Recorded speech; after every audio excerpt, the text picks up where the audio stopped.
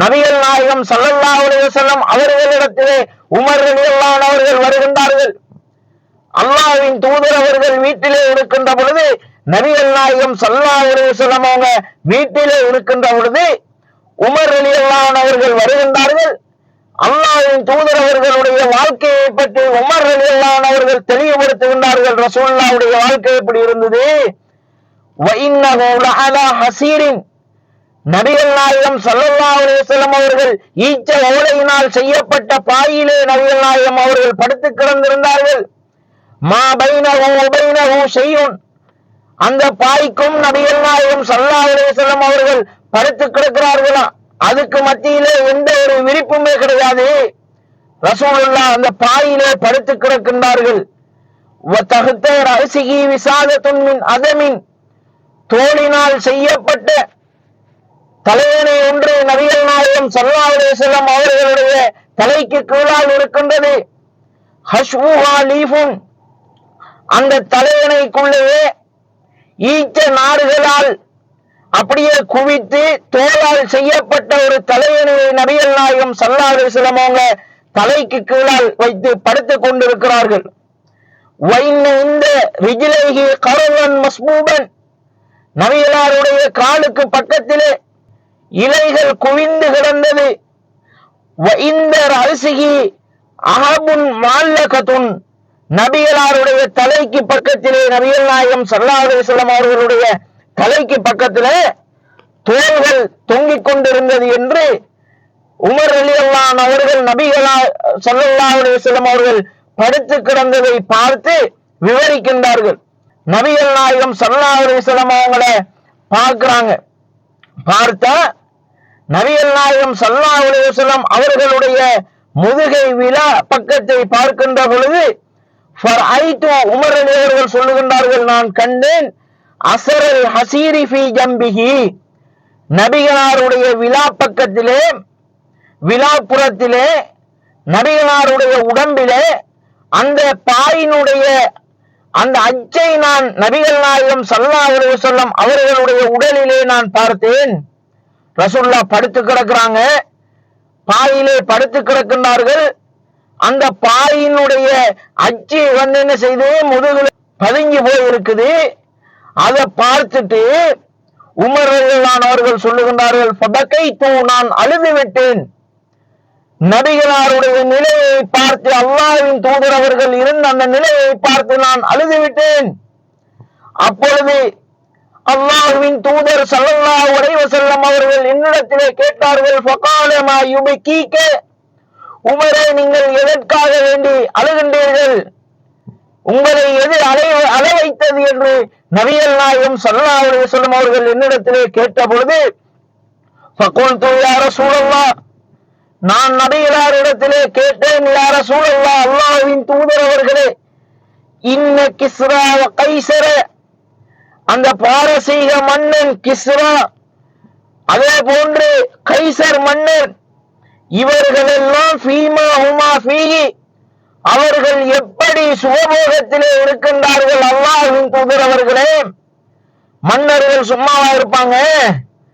மன்னர்கள் விதவிதமான தலையணையை வைத்திருப்பார்கள், விதவிதமான ஆடைகளை வைத்திருப்பார்கள், விதவிதமான இன்பத்திலே சுகபோகத்திலே திளைத்து அவர்களுடைய உறக்கம் இருக்கும். நீங்களோ பாயிலே படுத்திருக்கிறவர்கள், உங்களுடைய முதுகுக்கும் பாய்க்கும் கீழே ஒரு விரிப்பு கூட கிடையாது, அதனுடைய அடையாளம் முதுகிலே இருக்கின்றது. வந்த ரசூலுல்லாஹ், நீங்களோ அல்லாஹ்வின் தூதராக இருக்கின்றீர்கள், நீங்க எப்படி உறங்கணும்? நீங்க எவ்வளவு பெரிய இன்பத்தில் இருக்கணும்? நீங்க அல்லாஹ்வுடைய தூதர் அல்லவா என்று உமர் ரலியல்லாஹு அவர்கள் நபிகள் நாயகம் ஸல்லல்லாஹு அலைஹி வஸல்லம் அவர்களிடத்திலே அழுத வண்ணம் அல்லாஹ்வின் தூதர் அவர்களுடைய நிலையை பார்த்து நபிகள் நாயகம் ஸல்லல்லாஹு அலைஹி வஸல்லம் அவர்களிடத்திலே சொல்லுகின்றார்கள். அப்பொழுது நபிகள் நாயகம் ஸல்லல்லாஹு அலைஹி வஸல்லம் அவர்கள் உமர் ரலியல்லாஹு அன்ஹு அவர்களை பார்த்து சொல்லுகின்றார்கள், ஃபகால ரசூலுல்லாஹ் சொல்லுகின்றார்கள், அமா தர்லா அன் தகூன லஹுமுத் துன்யா, உமரே, அவர்களுக்கு இந்த உலகம்தான்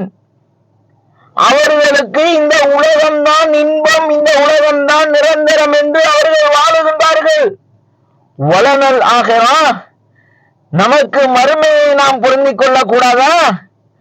நமக்கு மறுமைனா வாழ்க்கை, நமக்கு நிரந்தரம், நமக்கு நிலையானது, நமக்கு இன்பங்களை அள்ளித்தரக்கூடியது மறுமைதான் என்று நபிகள் நாயகம் ஸல்லல்லாஹு அலைஹி வஸல்லம் அவர்கள் உமர் ரலியல்லாஹு அன்ஹு அவர்களிடத்திலே சொல்லக்கூடிய செய்தியை நாம் பார்க்கின்றோம்.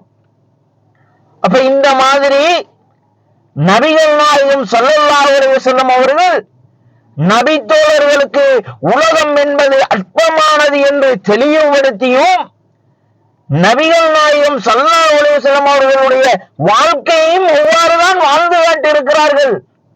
உலகத்துக்காக வேண்டி ரசூலுல்லாஹ் வாழ்ந்து காட்டவில்லை, மறுமைக்காக வேண்டித்தான் வாழ்ந்து காட்டினார்கள். மறுமைக்காக வேண்டித்தான் நம்முடைய முயற்சிகள் இருக்க வேண்டும், நம்முடைய செயல்பாடுகள் இருக்க வேண்டும், நம்முடைய தியாகங்கள் இருக்க வேண்டும். அதுதான் நிலையானது, சிறந்தது என்று நபித்தோழர்களுக்கு நபிகள் நாயகம் ஸல்லல்லாஹு அலைஹி வஸல்லம் அவர்கள் பாடம் புகட்டிய சந்தர்ப்பத்தை எல்லாம் நாம் ஹதீஸின் மூலமாக அறிகின்றோம்.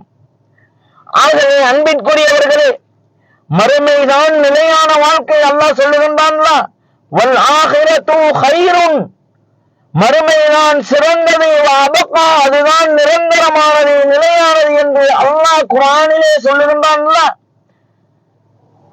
அதே போலதான் இந்த மறுமை வாழ்க்கை என்பது நிலையானது, சிறந்தது. ஆகவே நம்முடைய முயற்சிகள், நம்முடைய குறிக்கோள், நம்முடைய இலக்கு, நம்முடைய வாழ்க்கை எதை நோக்கி இருக்க வேண்டும் என்று சொன்னால் மறுமையை நோக்கி இருக்கணும். இந்த உலகத்திலே நம்ம எவ்வளவு பாடுபடுகிறோமோ அதை விட பன்மடங்கு தியாகங்கள், முயற்சிகள் செய்யக்கூடியவர்களாக, மறுமையை லட்சியமாக கொண்டு வாழக்கூடியவர்களாக இருக்க வேண்டும்.